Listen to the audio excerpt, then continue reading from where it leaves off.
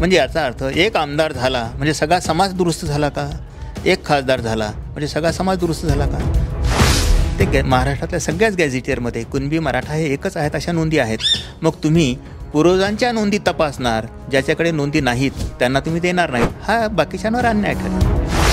म्हणजे ज्याचा पगार 2 लाख आहे त्याला फीस 2,000 आणि ज्याची मजुरी 200 रुपये नाही त्याला फीस 2 लाख.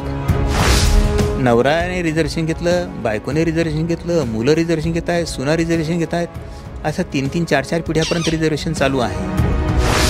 की सगळे आमदार खासदार ज्यांनी ओबीसी प्रमाणपत्र घेतले त्यांचे जे नातेवाईक आहेत ते मराठा आहेत. कुणबी म्हणा किंवा मराठे म्हणा किंवा मराठा कुणबी म्हणा, पण सगळ्या मराठ्यांना, महाराष्ट्रातल्या सगळ्या मराठ्यांना कुठेतरी सवलत, कुठेतरी आरक्षण मिळणं अत्यंत आवश्यक आहे.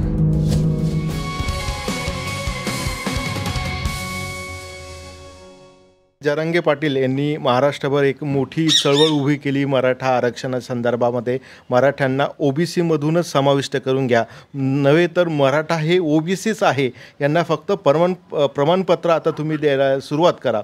असं असताना मराठा एकही नेता असा समोर येऊन जरांगे पाटलाला समर्थन देताना आपल्याला दिसला नाही. त्याचं काय कारण? आता नेमकं काय होतं आहे की बरेचसे विरोध हा करतायत की सामाजिक मागासलेपण असावं, आर्थिक मागासलेपण असावं, आणि मराठ्यांचे आमदार आहेत, खासदार आहेत, त्यांच्या शिक्षण संस्था आहेत, ते मागासलेले नाहीत. आता लक्षात घ्या, 100 मराठ्यातून जर 2 मराठ्यांच्या शिक्षण संस्था, बँका किंवा शाळा असतील तर उरलेल्या 98 मराठे तसे गृहीत धरणार का तुम्ही?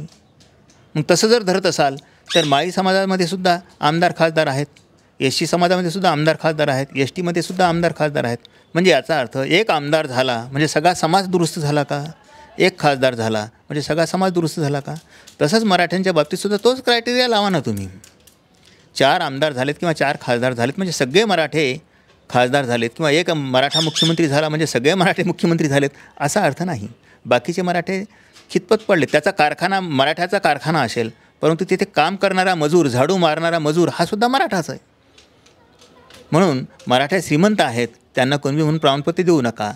अर्थात त्यांनी शेती सोडली, कारखानदारी सुरू केली, शेती सोडली, शिक्षण संस्था सुरू केली, म्हणून ते कुणबी गेलेत, कुणबी संपलेत, आता त्यांचं जात परिवर्तन झालं आणि ते मराठा झालेत असं नाही. सगळीकडे नोंदी तुमच्या कुणबी आणि मराठा सारख्याच आहेत.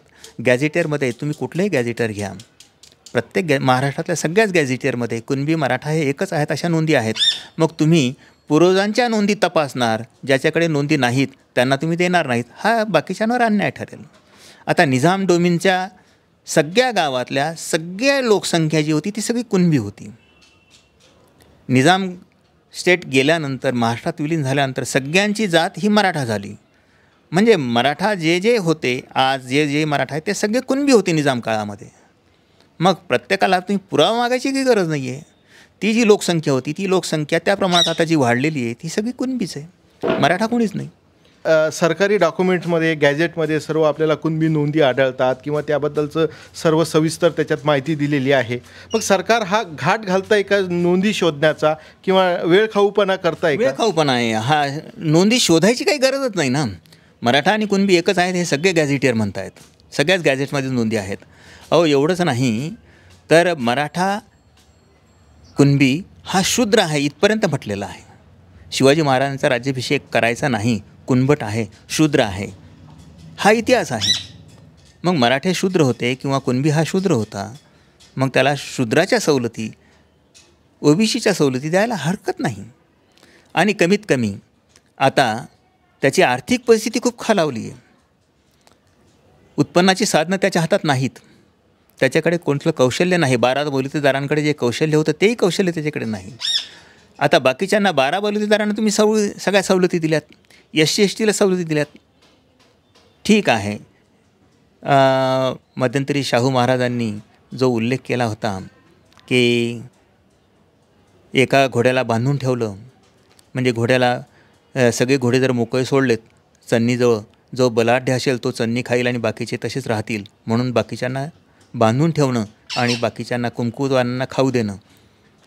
आता एक लक्षात घ्या, 1947 पासून ज्या सवलती दिल्या गेल्यात, बाबासाहेबांनी काही ठराविक काळासाठी त्या सवलती द्याव्यात असं एक बंधन घातलं होतं.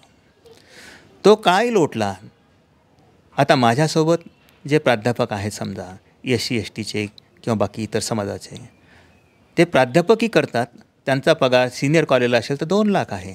त्यांच्या मुलाला फीस भरायची असेल इंजिनिअरिंगची, पॉलिटेक्निकची किंवा मेडिकलची 2,000-3,000 असेल. परंतु माझ्या शेतात काम करणारा मजूर, त्याच्या मुलाला जर मेडिकल इंजिनिअरिंगनं जायचं असेल तर 1.5 ते 2 लाख आहे. म्हणजे ज्याचा पगार 2 लाख आहे त्याला फीस 2,000 आणि ज्याची मजुरी 200 रुपये नाही त्याला फीस 2 लाख. हा निश्चितच अन्याय होतो आहे.